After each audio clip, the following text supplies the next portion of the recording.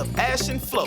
This is Unbillable Hours, a podcast about professional services marketing. Stick around to listen to our insights, tips, and best practices to improve your firm's marketing and even your career.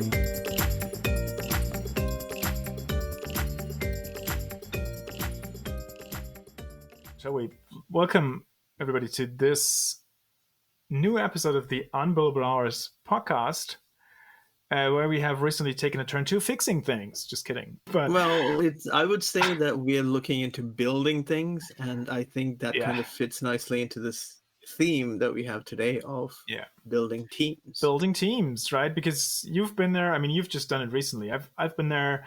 I certainly get questions from clients nowadays.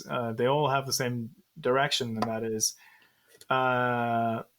we have this new practice and we need a marketing team, or we never did any marketing of any kind of it all. We're building the function out right now. So essentially the question is, how do we build a marketing team from scratch, right? Is that the question? Mm-hmm. Is that fair? How do we go about it? What's the first hire? These types of questions. Yeah. So and we thought we'd try our hand at just sharing how we've done this in the past and how we view it. If you are a regular listener, you'd know how we've already talked about job description and staffing and little bits and pieces like that. We even talked about how marketing should grow within a function, but we've not essentially talked about standing up a team, which is the thing that we're touching on today. Yeah, and I think you just mentioned the phrase job description, which I think that's, at least to me, that's where that's the from where you should start and the how to start, but from where you should start, I think is you need a clear job description of what the marketing function is supposed to be doing, because that's the only way you're able to build it the right way, right? The fit for purpose function, so to speak. So you need to have the purpose clear, and there needs to be alignment around that. What type of marketing do you want to do? And I think we have one episode, I need to put that link in the show notes, so we discussed that a little bit, right? Where you say, what type of marketing are we doing here? Which capabilities do we want inside the firm? Which one's probably not so important, and so forth. Mm-hmm. So for the sake of this episode, we will have to presume that is clear, has been clarified, right? So we know what kind of function we want to build. Now, let's talk about the roles that go into that function. And on a sort of high level, these are, I found, I don't know if you agree, I think we're aligned there. They're always the same, right? The initial 1 to 4 people. Sometimes it's 1 to 4 roles, but it's all the same person, right? Depending on budgets. But I think there's four prototypical roles. I think you'd like to have in a marketing team as you set it up. Should we go through them? Yeah, I think we should. Mostly because these, bear in mind, these are roles, not titles. These are the functions that these marketing people should fulfill. So when we call them, when we name them anything, don't think that this is the kind of role. And this is the kind of title that you're looking for, because that varies depending upon what business you're trying to service, what's the outcome, what you're trying to reach. Yeah. So with that caveat, I want to say that, Flo, what you have first there is the strategist, right? First role, and personally, my recommendation, which I make to my clients, also my recommendation for the first hire, and I get why people sometimes don't do it, is you need a strategist. And by that, we mean somebody who deeply understands professional services marketing, deeply understands your firm and its service offerings, but maybe even more importantly, really is able to build an understanding of your clients and your market segments so that they have the insight that then helps them to advise the business on strategy, right? They're not setting the strategy for the business, but advising on it from a marketing perspective. And then also, of course, shape the marketing strategy. That's where the name comes from, right? And so I just want to build upon that, Flo, where the person coming in, it's not about the fact that they have experience in your specific business. That is useful. That's something that you can look at, because then you can jump in straight forward. What you need to know is that they understand your service strategy, how to deliver your business initiative, and align a marketing strategy and then a marketing plan within your budget constraint to deliver, then measure, analyze, and continue this refining it. So your strategist needs to get your service strategy. They need to understand that from conversations. That's the key. And I think you're even implicitly said something else, which is they need to have enough of a business savvy, right, to be able to really formulate a marketing strategy that drives business results. So, although I agree with what you said, which is they don't need particular industry experience, maybe not, it helps, but it's not a must.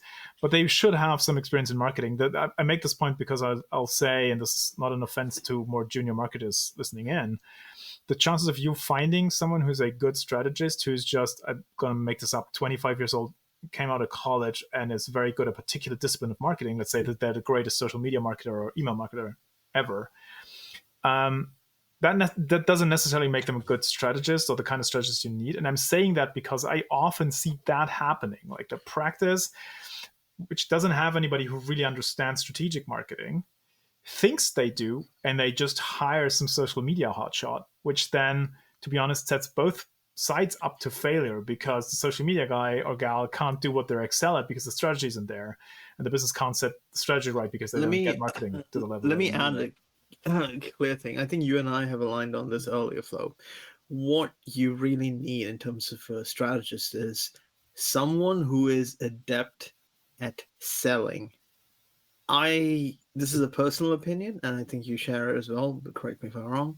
If you really want to do marketing strategy, if you really want to understand service strategy and align all of this, you have to have some experience of selling something, which I don't want to say that like I'm going to err on the side of caution here, because I think there are young people who are experienced in selling, and those people can be brought in to do this. If you're experienced in a channel in social media and things like that, without the experience of selling, then you're being set up to fail. But there are people who've been selling since they're like teenagers. Those people can I'm still not sure because there's still a difference between the marketing game, especially if you're selling to enterprise clients, and the sales game. So I'd still be careful. But I mean, I get your point. It's important to understand.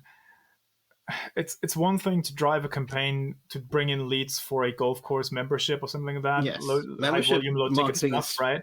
Different. Versus navigating the complexities of a 6 or 7 figure deal with an enterprise client. So it's good if they have insight into that. The point being, I think we made that point, right? So they need business savvy, they need an understanding for your firm, they need to be able to really, really elicit client insights and shape a marketing strategy and plan, because that'll also be their job.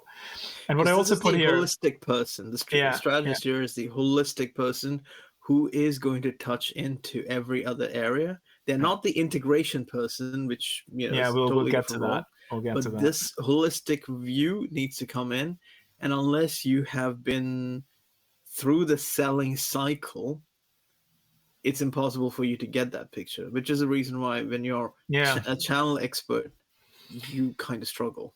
And exactly, and you need to have a true and really firm grasp of the ideal client set, because you're going to set the strategy, make the plan, and essentially that's the person that also determines what are the themes, what are the stories, what are the messages we're going to use as a firm to build demand and preference and all these good things. Last remark from my end to the strategist is that is a person who, by definition, because they're business savvy, is also quite capable of setting KPIs, getting a handle on measurement, right? Understanding the unit economics of the firm, like what's our average deal size, how long do clients typically stay, what are our churns, all these things, which of course, I mean, should be obvious, but you need those to inform a proper marketing strategy. You can't do it without those. And because bear in mind, this is the role that is closest to P&L in marketing. Yeah. So essentially what we're saying is it's sort of a CMO skill set. It's probably not the person's probably not the CMO, but the skill set is somewhat similar. Okay, next up, we have the creative. Because again, sorry, we should have said this. We're talking about the minimum viable team here, right? Really just for a single practice, mid-sized firm, whatever. And that team needs, if you have the strategist role filled, you need a creative. And the creative is essentially in charge of executing the strategy and the plan the strategist set up by creating the content. They interview your subject matter experts, they write articles and posts or help with it. Maybe if they're a savant creative, and those exist, right? They are also good at shooting video, or they can design stuff that goes into social tiles. And I should say they don't necessarily have to do all these things equally well. Just if they are great videographers, nice, you're done. Your play will be video, and you'll have someone who can crush it. Excellent, right? But the point is, they have to take this framework of strategy of plan and now fill it with the actual goodness. That's the actual content. That's the actual marketing efforts, and that's what that person does. Yeah, it's a hybrid between your content marketing strategist and your content channel strategist, deliver. So because there's a role where you take the marketing strategy, you devise your content strategy, understand the channel strategy, and then exert your creative influence to write, produce, build, all of that. And this is where we rehabilitate the 25-year-old I mentioned earlier. If you find someone who's really good at creating compelling video, right, with good narrative, I mean, there's also strategic thinking work involved in this role, because you're given a brief or a plan or an idea for a piece of content, but that doesn't mean someone has figured out how to tell that story now particularly well. That's the job of the creative. So if you have someone who can do that really, really well, that's the role to put them in, right? Executing the plan creatively, not necessarily making the plan. I mean, this should be pretty clear, right? So I think we can move on. Our third recommendation, and that's the three roles, the three first hires, is to then also have a project manager, or sometimes called program manager, or we've seen the title of, I think, sometimes PMO. The idea being that's the person who makes sure, the ship you run is actually tight, right? They thread all the needles, and I don't know what's. They make sure stuff runs on time.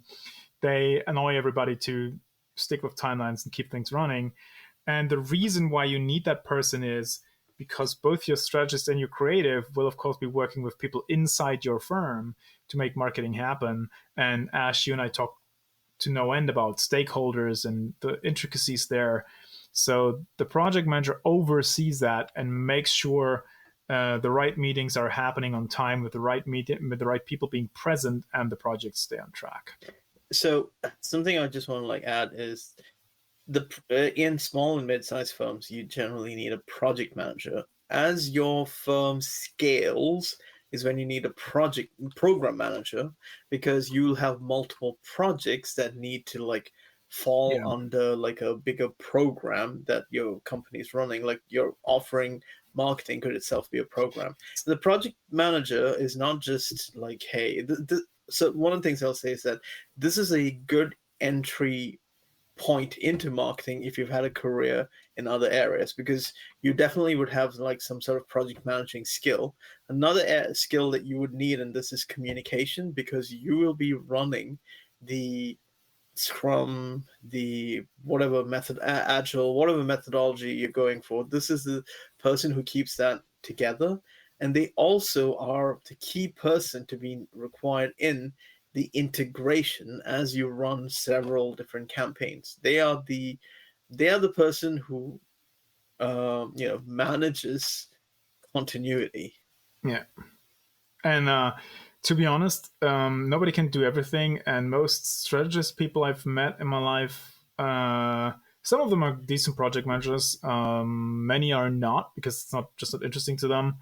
Creatives can be excellent project managers for their own stuff. In fact, I often find them to be, but they are often not too interested in what they would probably call the politics right around that. So that again goes back to the stakeholders and the interconnects you just mentioned. So that's why it's good to have someone who's I'm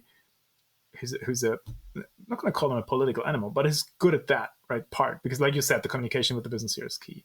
So these are the three roles in the marketing team, and then the fourth, which is probably quintessential, but it's not, he or she's not on your team, you just need the person assigned, is of course the subject matter expert, or the subject matter experts plural, because they will be providing the expertise. They will be the faces that go into your marketing efforts, and you need them. There needs to be clear assignment and alignment, and they need to be committed to help you out, and they will be interconnecting with both your project manager and the creative continuously throughout the year, right? Because they get interviewed, they jump on podcasts, they give speeches, they bring the expertise you need as a fuel for your marketing efforts. Can't do it without them. Yeah, I would also like to say that this is the internal client usually for most firms.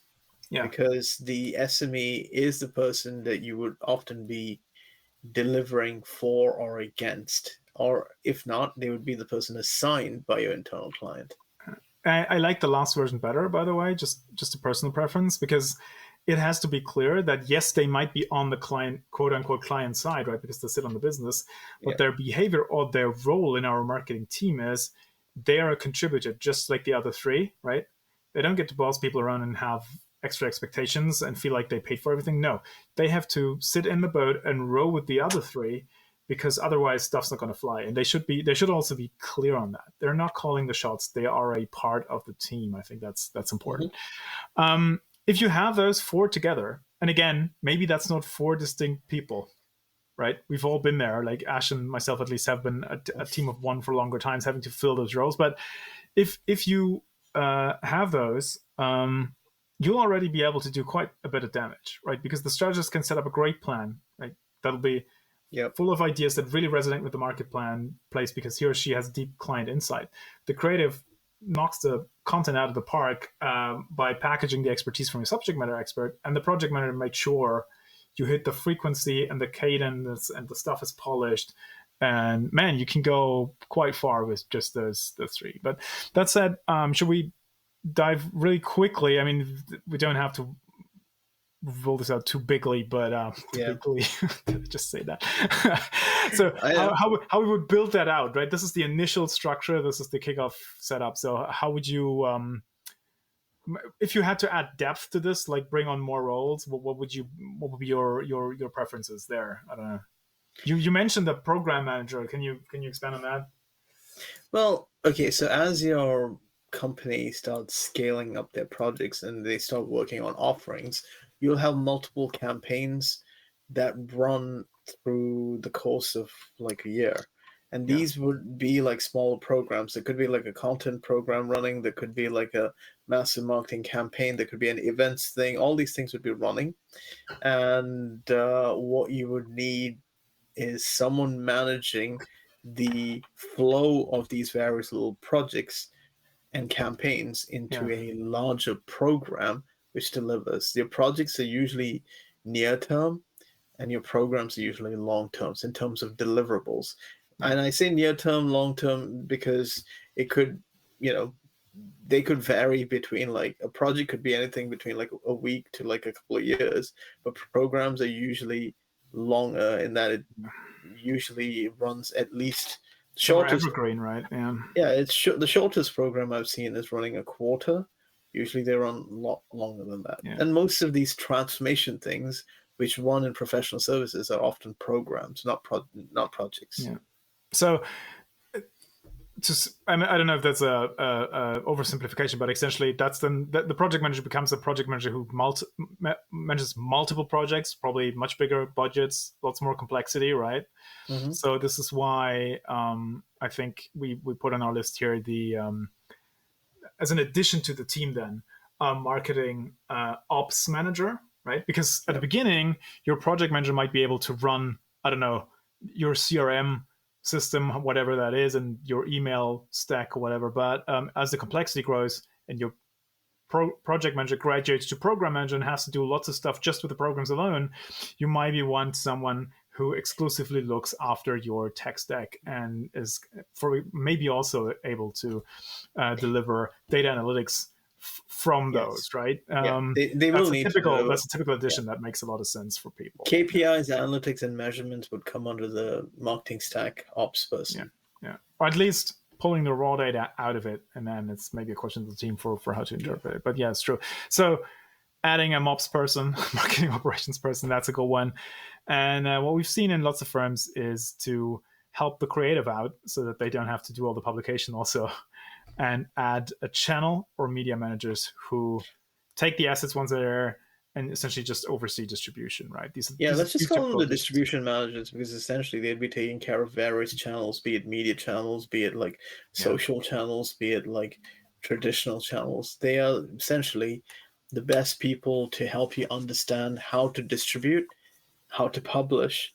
And in the olden days, they would be like the people who work in the newspaper industry who help you get your paper to different places. The people who control the paper routes, which most people might have had as a first job. Yeah. So, I mean, these are just two. I agree that these are good additions to the team that would blow your team up to 5 people. We're at 5 people now, right? We can do some serious stuff. And we still have our SMEs. Probably we have multiple SMEs at this point if we're running complex programs. So that's already more people in there. We will not, I just want to insert this, we will not talk you through this into the entire corporate scale level of things where you have a corporate communications department and there's people looking after brand and there's, I don't know, there's crisis comms and all that stuff. Let's scrap that, stick with the practice size marketing team already. But I think that would be a good build, right? The 3 initial roles we discussed, your subject matter experts, then channel and media people, and someone looking after the tech stack. That would be cool. Yeah, and bear in mind, as your firm becomes bigger and there are more business units, you essentially just need to copy paste these kinds of templates into the different business units and just run an overall like integration team that connects the key core services to the marketing team. But generally, don't try to have a centralized marketing team that services multiple business units, because what happens there is it is good for brand, but it's not good for offering and taking what your intention to the market is. And that's something that lots of companies don't necessarily get, because it works. It's an issue of scale. And when it comes to scale, you need to understand that how are you scaling it? Is from 1x, you're going to 5x. Does that mean, do you scale horizontally or scale vertically? And often you need to scale horizontally and not just vertically. Yeah. And I mean, on that point, I think there are some elements, like, for example, maybe the channel or the media people. Yeah. They seem as if they could be, as if that role lends itself to sort of a shared service center type approach. I think that's what you just meant. That center of excellence work. Yes, the center of excellence model work, but it usually is like how you scale. It needs to be like these things are like, there's an entire book that I can recommend on scale, but how you should scale these things is you have a unit, then you scale horizontally. As you've grown to a certain size horizontally, then you build center of excellences and things to scale vertically before you move further horizontal. Which is probably also the center of excellence thing is probably also very, very corporate, so for very large firms. And I want to add the fact that it comes with a cost, and that cost is quality, because sure, if you put 20 people in a room and say you're in charge of all the firm's social media channels and interactions, right? They can do that. They can push posts, they can monitor stuff. But if then, let's say, a couple of posts get commentary, which is interesting, with a distinct industry perspective, that person will probably, or those people will probably not be the best to pick up the conversation, take it to a point where you could hand it off to a consulting partner, which is very different from the one channel person that sits in your automotive practice team, collaborates with the other people on a day-to-day basis, and really understands the automotive industry. So that I think is would be my main reason for the point you just made, which is just clone this structure across practice and business units. So scale, like you said, horizontally, right? That will get you a long way before you get so big, and before the COE approach makes sense. Also, just from our own perspective as marketers, and we've said this before, you should be well versed in a broad set of skills, and I think people want that, and I think if they get siloed and you are suddenly the LinkedIn person and nothing else, that's not helpful for a career. That's not helpful for motivation. It's just not a model that works well. So I would recommend keeping this thing we described here as long as you can. Closing thoughts, Ash?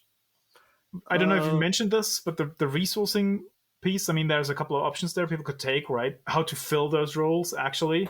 Yeah, I think filling those roles, we've talked about this before, but essentially make sure that you talk about what the day to day looks like and what the longer term strategic things that these people are going to do. Because if you don't describe that as you resource them, it's bad. So this comes back to the first thing that you talked about, which is the job description. Yeah.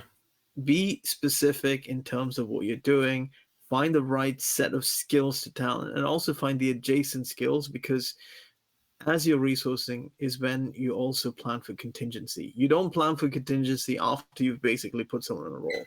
Yeah.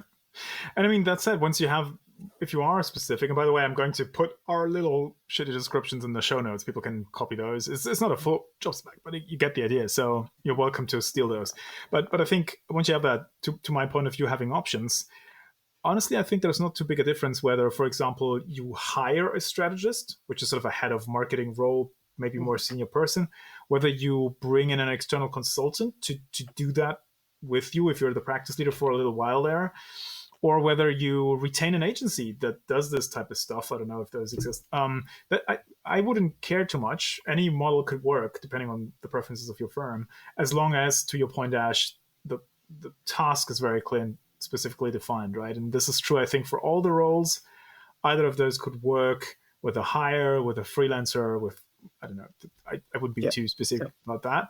The main point I would always make is, and we mentioned this above, is you should be avoiding a situation where, I don't know, the blind guiding one is probably too harsh way to put it, but where there's a mismatch between experience and expertise and insight and yeah, let's put on it the this way, fronts, right? yeah, Yeah. let's make it very simple. Marketing requires a specialized set of skills.